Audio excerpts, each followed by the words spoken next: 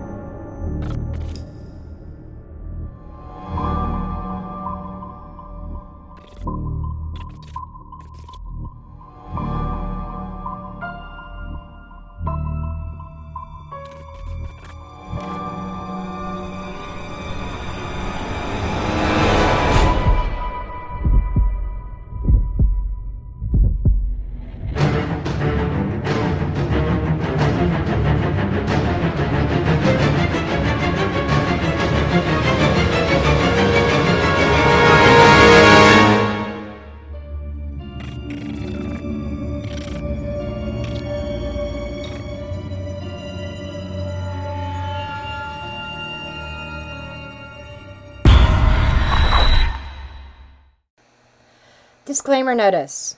This video is for entertainment purposes only. All information in this video is not based on fact. It is all alleged, based upon my intuition, my opinion, what I believe my tarot cards are telling me. I encourage each and every one of you to do your own research, form your own opinions. After all, I'm just a blonde throwing cards.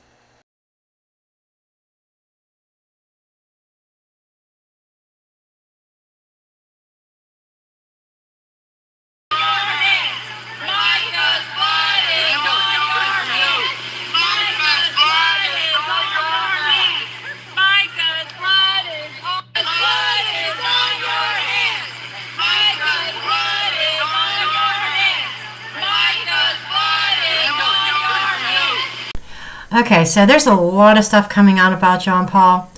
Not necessarily new information, just his reaction, the way he's acting. There's protests going on at the church. I mean, it was insane. I just watched a couple TikToks. If you're not familiar with them, there is something called True Crime RI. And there's a lot of speculation. I mean, that's going to be another video that I have planned. Blonde moment. I better go log into my iPad and write that in my notes, because I want to do a video on that. Who's behind True Crime RI is speculation, and maybe that's John Paul. Anyhow, today, because of all the bullshit that's going on, his ranting about over a tattoo, go check out JLR Investigates. There's only a couple things that I really pay attention to on JLR. One of them is the Mecca Miller case. Go check it out. He put one up today. Today is June, I almost said July. Tomorrow's July 1st. Today's June 30th, 2024. He did put something up talking about, did he become unhinged? Some people are saying JP is totally out of it. And this is supposed to be a pastor, a man of God. Seriously. Anyhow, I'm going to write down that note of what I'm going to cover. We're going to go over here to the table. I'll see you there. Let's take a look at his psychological and emotional condition. What makes John Paul tick?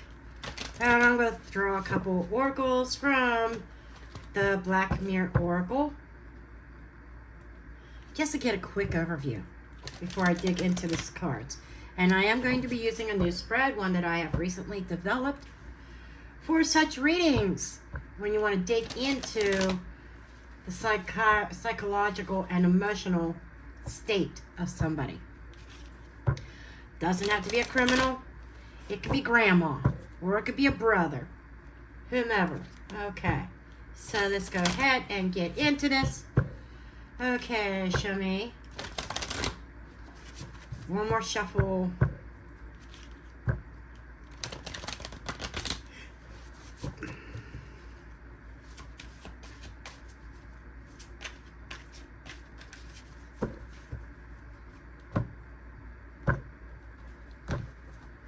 Well, what we got? Atonement. That is very interesting. The atonement is coming up. Thinking, okay, I think he knows he has atonement. Maybe that's what he's afraid of, judgment.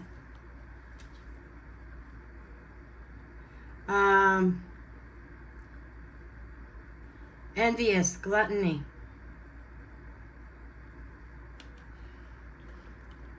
It's almost like jealousy. Alone in the world. Wow. Okay. This may not be what he puts out there to the world. This might not be the side that we see of JP when he goes out there on social media and whatnot. But the deep-seated stuff within him, and that's what this is. This is a deep dive into the deep-seated shit, okay? Dead center. We have that gluttony, that envious, that jealousy. It's almost like, I don't know who he's jealous of. Maybe he's jealous of the world. I don't know. But he has some kind of an atonement. And this is, you know, the alone in the world. He does feel like he feels like he is being targeted. He feels alone in the world. He feels like gluttony towards him. And because everybody thinks he needs to atone for what he had done. That's his mental and emotional state. As an overview. And it could also go as far as he always had a jealous or envious spirit about him. And everybody does him harm. He feels like the world owes him something. And he feels very much alone. So there's all these elements. He feels alone. He feels like he's being punished for something that he was involved in. That the world is making him atone for his actions. But at the same time, he feels like that's what's going on. But he feels like that in actuality, everybody owes him. Okay? But in the deep core of himself, in his deepest core, his deepest state, he knows he has something major to atone for.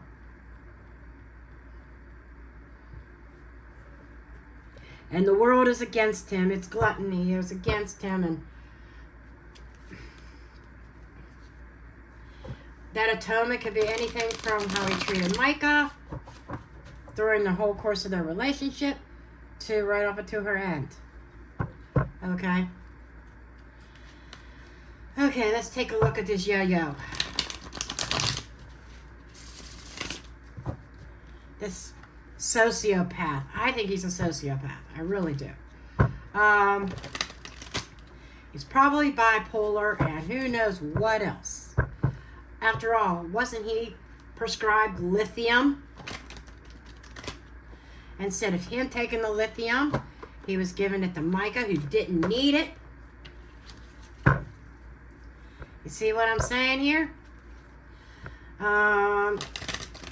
JLR kind of had it pegged with, this man is unhinged. He's not taking medication. I guarantee he's not. And I think he's a ticking time bomb. That's just my opinion without me reading cards. That is the energy that I get. He is a ticking time bomb. That he probably does need locked up.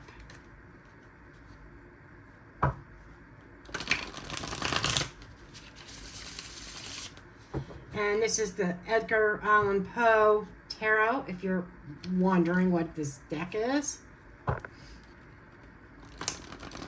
This is a really good deck for psychological profiles. I was going to get out the my other deck. Oh, I forget what it's called now, but it has totally different meanings. Alicia Wicker uses it sometimes, and she does her psychological spread. I have that spread too. She shared it with me. It's part of the guidebook that I didn't receive with my deck. But I came up with my own. Okay. Okay, one more shuffle before we cut the deck.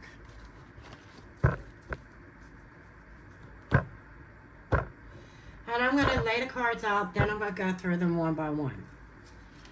And I'll just tell you what they are. We got the Queen of Cups. Okay. The Two of Cups. Interesting. King of Cups. A lot of emotional energy here. Five of Pentacles.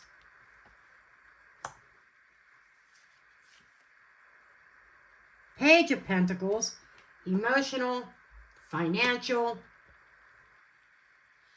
I think I need to bring these down a little bit because I need to go up one more.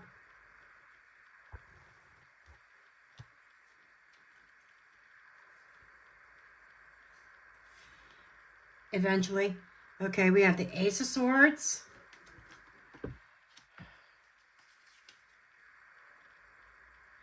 And Queen of Swords.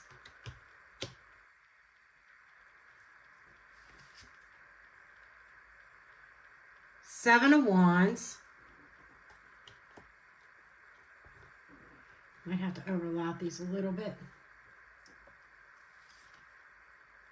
Knight of Pentacles. And Three of Swords. Okay, I could tell that this is heavy already. What do I notice first? An awful lot of cups and awful lot of pentacles. So John Paul's emotional state, mental state is very much tied to the pentacle, his money, his possessions. Okay. The swords represent conflict or communication or the thought process. The swords are indicating truth. And as we go through that, you will see speaking the truth is a challenge for him, which is right here. This is a challenge position. So let's dig into this.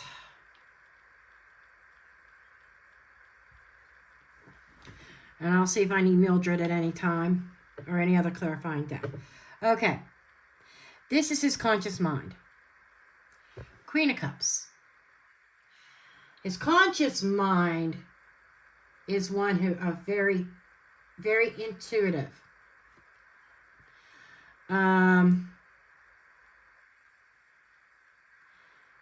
His conscious mind kind of blends in with his emotional state. He's showing a lot of expression, emotional expression. Like on TikTok, if you look up that True Crime RI, there is a TikTok video where he's talking about the tattoos and him, somebody saying that it was a false tattoo and him like totally going ballistic. And she's under the moon energy, if you see that here. The Queen.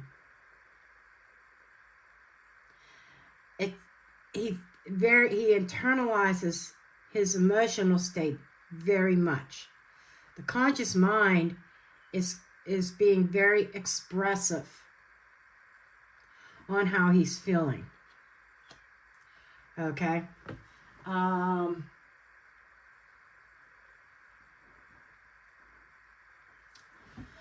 Okay.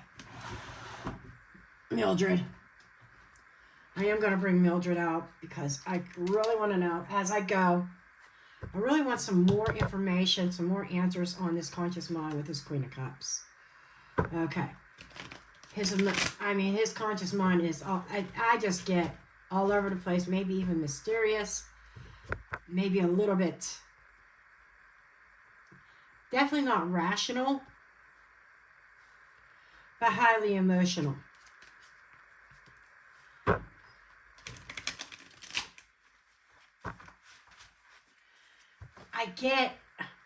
I don't see it, but I get High Priestess vibes. Now, the Queen of Cups is very intuitive. So he could be consciously trying to tap into the intuitive side of himself. Emotional generosity. And she could be up and down. Okay, show me this Queen of Cups. Just as I thought. Trying to cover up something dealing with pregnancy. OMG. The book is knowledge with a Queen of Cups, internal knowledge. I said I thought I felt High Priestess vibes, even though High Priestess is not on the board. The fish is resources. It is giving birth. It is going with the flow. And it is also a symbol of pregnancy. It could be a symbol of abundance. Now, I'm getting a couple messages from this. This is telling me what I thought all along. An unknown pregnancy. And you know, there was no autopsy done on Micah.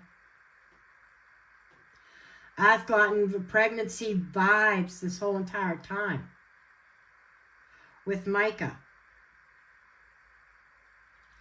And it was secret, hidden.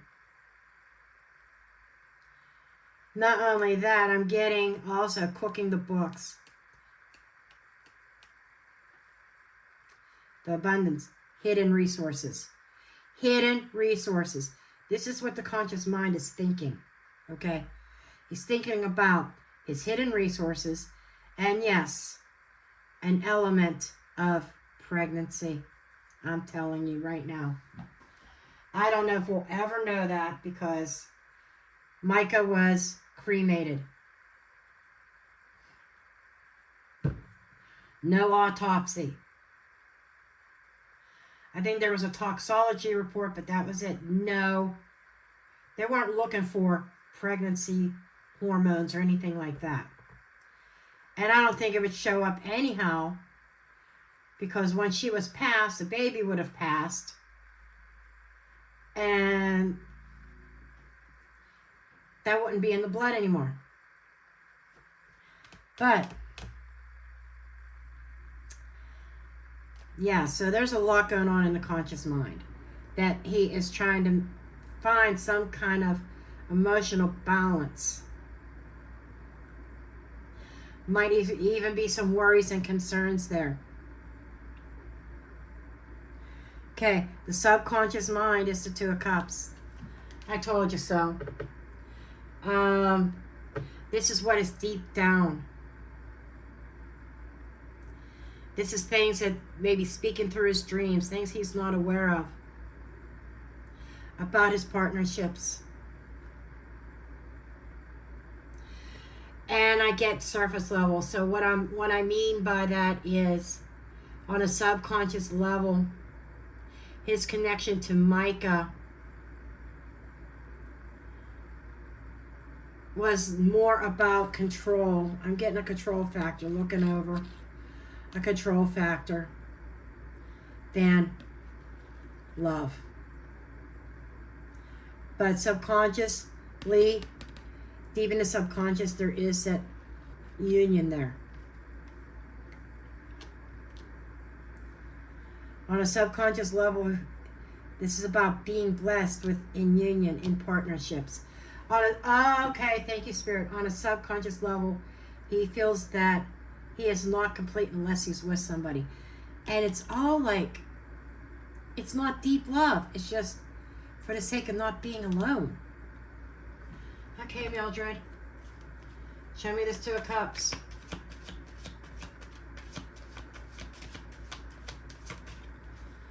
Show me the Two of Cups.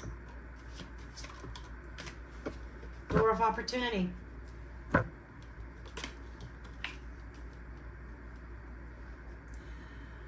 Wow. A door being opened in the subconscious mind. I think the scarab is something fortunate. Sometimes I forget that one. I'm starting to get to know this deck a lot more the more I work with it. But the scarab is a rebirth, a renewal, regeneration, an eternal cycle, immorality. Oh. Okay. So, the door into the subconscious, into the afterlife. This is a cycle that he has gone through with her many, many times. On a subconscious level, he knows that there is a cycle, an eternal cycle that is going on here.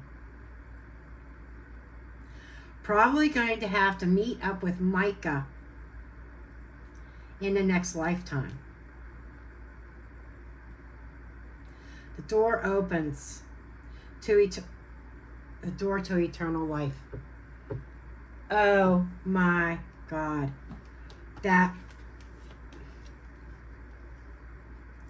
The door to eternal life.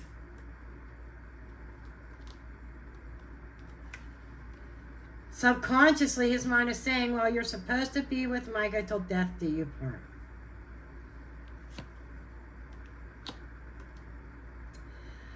So that's where all that stalking and that harassment, that's where all that's coming from a subconscious level, because subconsciously his belief is we are to be together for eternity until death do us part. Now, his life partner, Micah, he believed he was supposed to be with her till death. Now she has crossed into eternal life.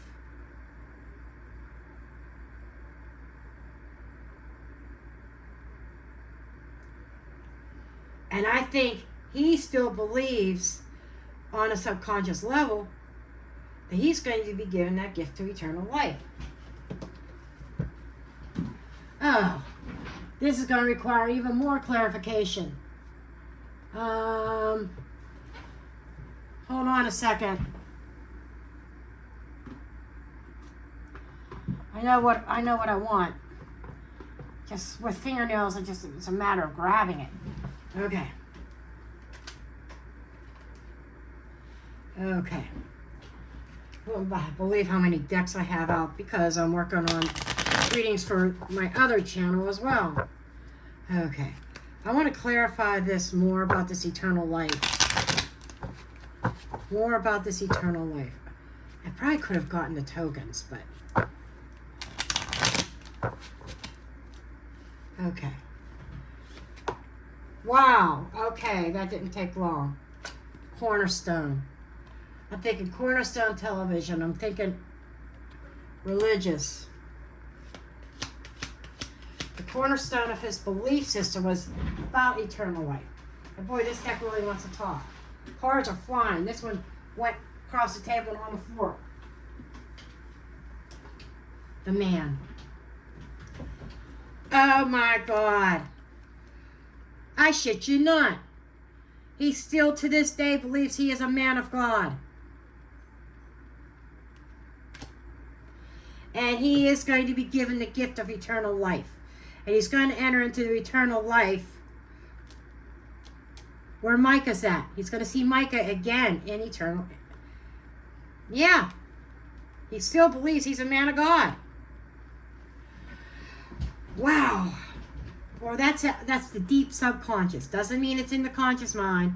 Conscious mind could be ignoring the subconscious. But the subconscious is saying, I am a man of God. I believe in eternal life. I believe that as a couple we are meant to enter eternal life well, I can't say necessarily together, but we'll be together for all eternity. Micah might have something to say about that one. But then again, we don't know what other... That would be another. I gotta get my iPad back out. Past life connection. Past life reading between Micah and JP. Okay. Somebody either send me a message or something to remind me to add that to my list. Past life reading on Micah and JP. Okay. Now, moving forward. The emotional core, to him at the very core on an emotional level, is the King of Cups. So, this makes me believe that he has some mental issues. And please don't send me hate comments when I say this. But at the core, at his emotional core, he is compassionate.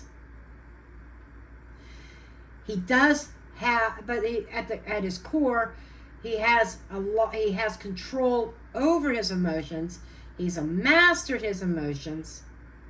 But in all honesty, even with his conscious mind, his conscious mind is buried into other things. Subconscious mind is showing a holy person.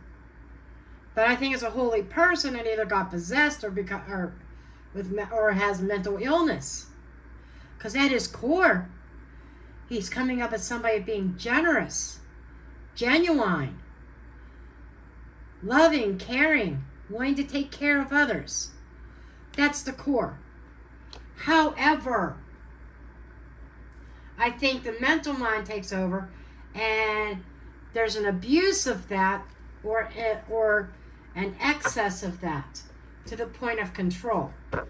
I wasn't expecting this. I was expecting to see all demons. But I'm not seeing all demons. I'm seeing a man with some mental issues, I think. Because on the emotional, and even in the subconscious, it's not a person, it's not showing me at his core a person that could be capable of what he's done. It's more like, maybe it was demonic possession, I don't know. But, oh, come on.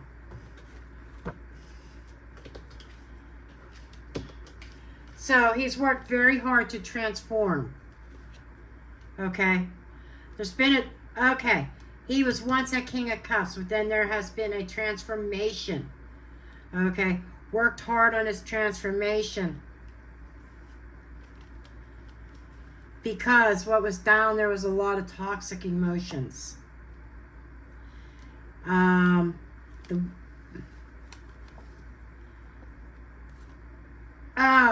Are you kidding me? Over the fetus, the moth to a flame. I don't want any more children. I'm afraid of this. Pipe, I want some peace. I need to look up a couple things. I really need to look up that moth. The bee is busy work. The frog is transformation. Okay? Poison is obvious. And fetus is obvious. The moth, what number are you? Number 29. The moth is also transformation, being hopelessly attracted to something, a clingy person. Okay. Yeah, I can see those traits. Being clingy was really toxic, created toxicity. And the frog, like I said, is also about transformation. So we've got two cards here talking about transformation, but a disguise.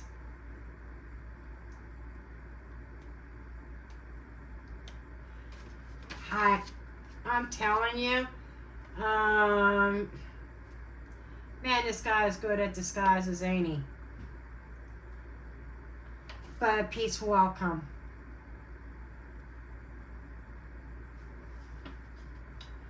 Really. All the comforts of home. Spirit. Okay.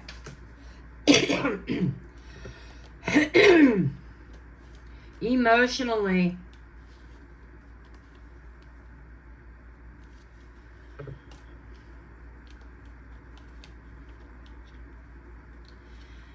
something did change.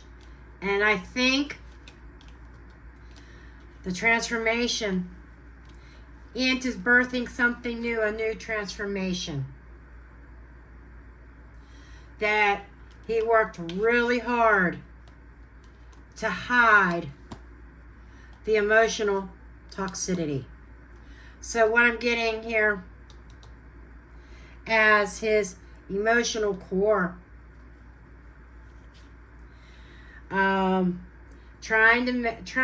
basically at his core, emotional manipulator and hiding the toxic side of him.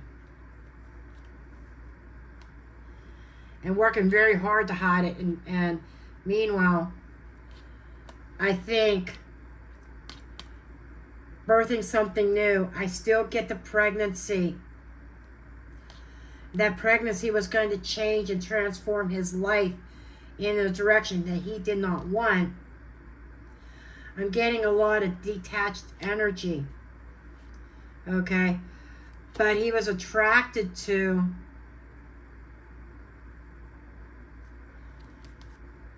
toxic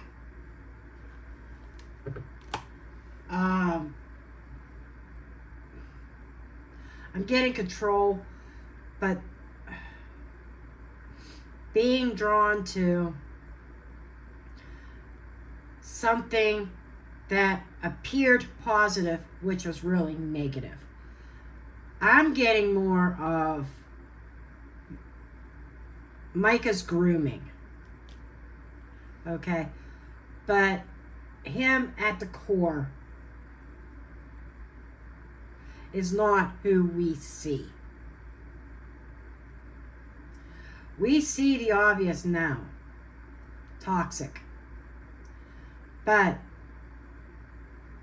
he works hard to try to hide the negative emotional aspects of himself. Because he was attracted to something new emotionally that was not healthy for him.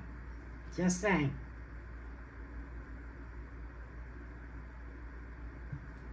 Or attracted to substances.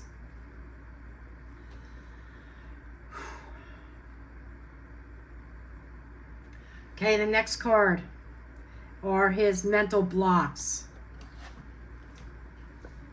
Lack of money. Lack. Mental blocks is being out in the cold.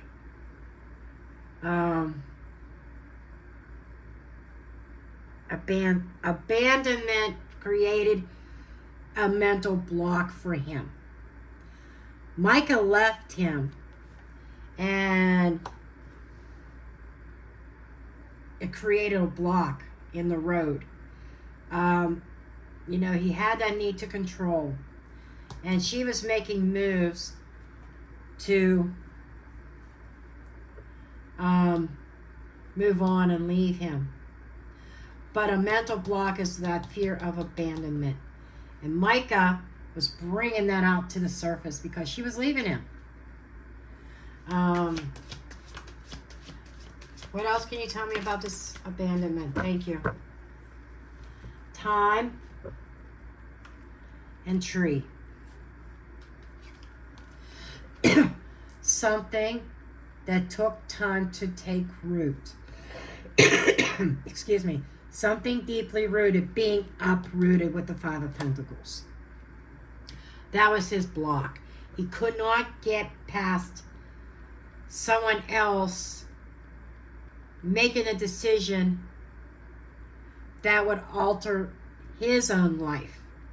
Even though the intention was for that person to make the change to better themselves, he's focused on how it negatively impacts him, and it created a block here, I think, that lacked clarity.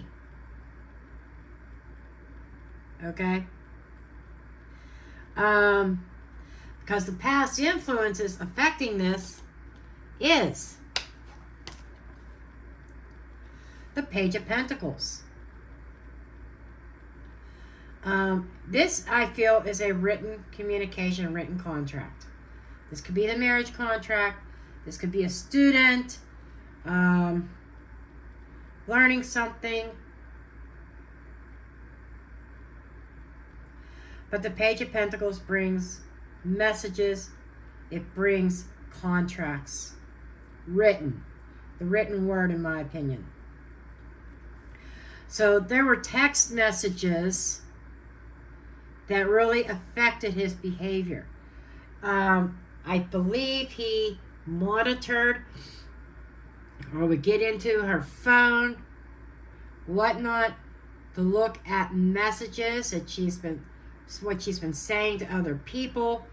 What comes to mind is when he stood up in the pulpit. It may have been, was it at her funeral? I can't remember. But I remember seeing the video clip of him talking about her running him into the ground to other people and text messaging and him saying, and one of them was another man. You probably know what one I'm talking about.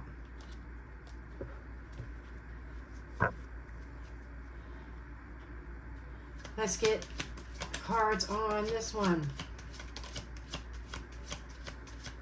Wow. Okay. The girl and the pitchfork. So, in the past, I think he was looking at Micah kind of as evil in a way, or it could have been even a female friend of Micah's. But it's a past that is influencing his mental state. And the pitchfork talks about a rebellion. Okay, it's like a violent uprising. It's a conflict. It's individualization. It's like the past here. That could. Oh shit! I shit you not. I get it. What triggered all this? Even though this is him at the core, but what threw him into this is she filed for divorce.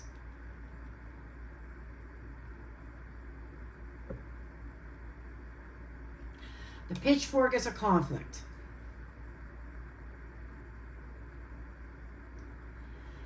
And it's somebody who is rebellious. He looked at her as rebelling against him and the text messages. So we're getting down to the nitty-gritty here. What kicked him into his current state? Okay? The text messages that's why that statement was made about people trying to lead Micah in a certain way of getting on her own and being an individual, breaking free of him and rebelling against him. And we're going back down here to the righteousness. He thinks he is righteous. He thinks he's a man of God, that these people were let Micah to leave him. That was a rebellion against him and a rebellion against God's will. Oh, the cards are talking. Then we were looking at current challenges, which is right here. This Ace of Swords. And then we got the Crow. The sword is down. I'm getting visuals. A sword, a certain truth that he cannot face. So he's delivering falsehoods out there, but he can't face the truth of his own demons. I don't even need clarifiers on that. That is very clear. He is challenged. He cannot see things clearly. His vision is very narrow. And he can't tell the truth if it stared him straight in the face and was choking him. And it's almost like the truth is tainted or cloudy because he can't see things clearly, because this is in the challenge position. He can't see things clearly, so he lies. Absolutely. Telling the truth is a challenge for him, but at the same time, the truth hurts. He doesn't tell the truth because he doesn't want to face the truth. Boom. The next card is about what kind of potential healing is there. Queen of Swords. Emotionless. Cutting off the emotions in order to heal, being straightforward, straight shooter. But an old cliche is coming forth, and I think it might even be in the Bible somewhere. The truth shall set you free. So, he's going to be plagued as long as he keeps up the lies. Until he can stare the truth in the face and be honest with himself and be honest with everybody else, he's going to continue to be plagued. The potential's there, but in order for him to invoke that potential to heal, he's got to fucking tell the truth. He's got to be willing to stare the truth in the face, stare down his own demons in order to do that. Okay. Now, next thing. What is the future outlook for John Paul? Seven of Wands. Being blocked. Being on the defensive. No matter where he goes, everybody, this is like a national case. Everybody around the country, even around the world, knows about this. There's like no place that he can hide. He is going to be trying to defend his position no matter who the audience is, no matter where he goes. Defense. Oh, shit. I get it. The future could actually be, well, we already know he's going to court, civil court, right? With Micah's family very soon. He's going to have to really try to defend himself. I am going to ask if this, I'll ask it in a separate spread. No? Okay. If this could be a legal issue. Is he going to have to, like a criminal case? The Fool. This, I know this says the Fool, but immediately I got a witch hunt. I think the Fool, trying to proclaim his innocence. Boom. So yes, folks, I expect in the future criminal charges. Criminal charges being filed against him. And he trying to proclaim his innocence.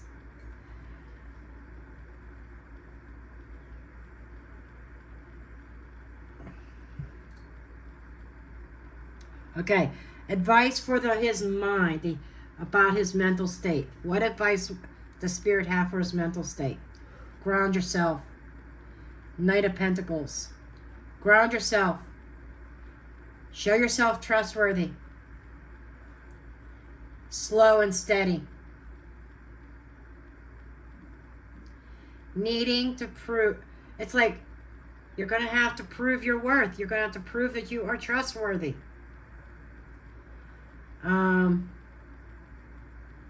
Slow and steady and groundedness.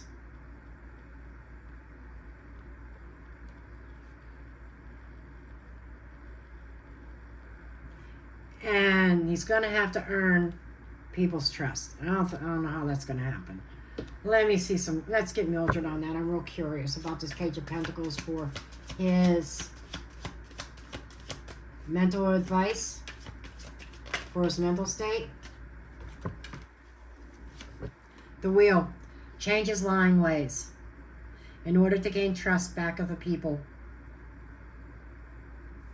Boom. There we go. His emotional advice. 3 of Swords. Let it out. Grieve. This is emotional wounding. Healing an emotional wound. And I think this emotional wound stems back to his childhood. That's what I'm feeling. Can I get validation for that? Page of Cups. Boom. Yes, it does.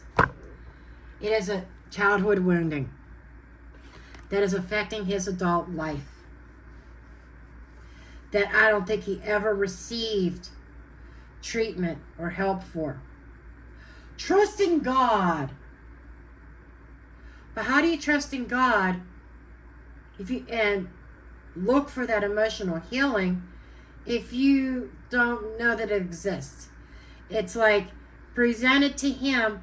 You know, there's a fish. Don't expect the fish to jump out, right? Fish out of water. He felt like a fish out of water on an emotional level because of a childhood wounding. And this could be something that has been suppressed by a man of God, his dad. Whoa, some daddy issues. You know, I was reading this as, yes, he has the same mindset as his dad. But this is directly connected to the subconscious mind. There are memories buried in his subconscious mind that he is unaware of that needs to be healed. Yeah, he needs some intense therapy. He needs intense therapy. Now we kind of get to the root of it. Papa Dearest. His upbringing. Very toxic. And maybe even hides behind something toxic. Now I understand seeing this combo. That spill, I asked specifically, is this a childhood wound? And the Page of Cups comes up. Absolutely.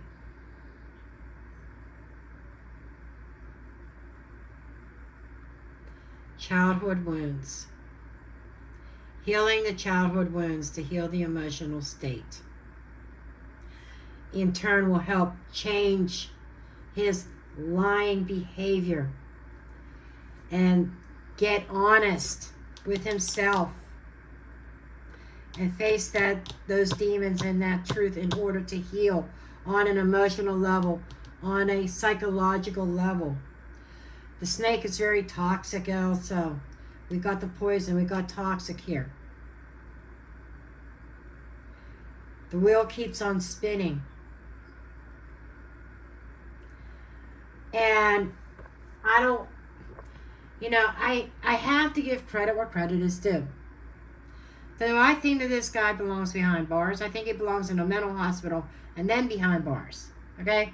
That's my opinion. But at the same time, he himself has been a victim. He has been victimized as a child. And that's all that he knows.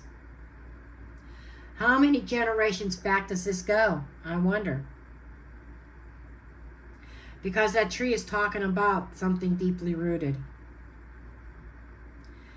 And there's a time element there. That his methods, his behaviors, deeply rooted in the family tree over time. Wheel of Fortune represents time, and it was here somewhere. And we got the wheel right here. A time element as well, because it keeps moving forward.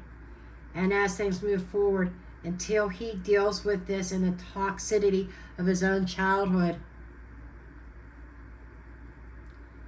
I said we were taking a deep dive into this. He has a lot that he has to deal with and heal from. And the fact that he was viewing Micah as being rebellious and other people leading her down a rebellious life, or a rebellious path, rebelling against him. He was also reviewing it as rebelling against God. Okay? But he was losing his grip on her, his sense of control. And it kind of mustered up all these insecurities that he had been feeling all his life because of his upbringing. It triggered all this stuff to come out. Granted, a lot of stuff was going on behind the scenes. It just came to the light, right, in that church. But there's been some really deep-seated psychological shit that's come up to the surface for him. And her deciding to break away and go her own way was a trigger. Okay. Anyhow, I think I'm going to end this here. I wanted to see where it was emotionally and psychologically. And my synopsis would be, at the core, there is a good guy under everything. But he himself was led down a wrong path by Daddy. Okay, Daddy helped lead him down a wrong path. If he was in another denomination, another church, and not tied to his daddy, I think, from what I'm seeing here and what my guides are telling me, we would have seen a different John Paul. Okay? Different set of parents. Like, say, when he was born, he was given up for adoption and somebody else raised him. You would have seen a different John Paul. All this is garbage because of a deep-seated childhood wound. And with what happened to him in his childhood is, what was going on, the actions taken when he was a child growing up, this is the product that is produced out of such wounding. And you know what I'm talking about. Okay. Now I'm done. I probably can make this even longer video. The reading itself is already 50 minutes. So this is an hour-long video. But I'm going to leave it there for now.